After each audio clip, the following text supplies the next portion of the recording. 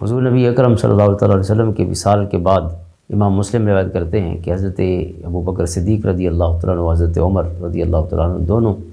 حضور علیہ السلام کی رضائی والدہ حضرت ایمن کے پاس گئے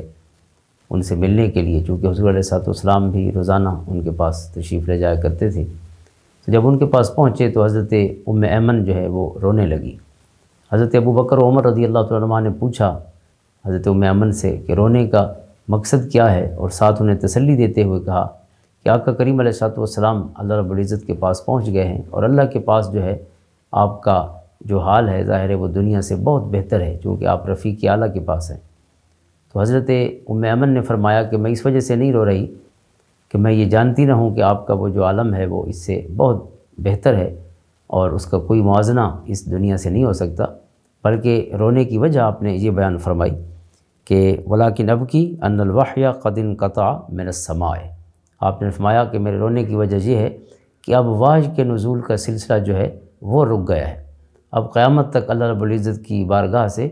انسانوں کے لیے، اللہ کے بندوں کے لیے کوئی نئی ہدایت نہیں آئے گی، چونکہ کوئی نبی نہیں آئے گا۔ تو جب یہ بات سنی تو فحیجتہما علی البکاء، حضرت ابو بکر عمر وہ بھی دونوں رونے لگے۔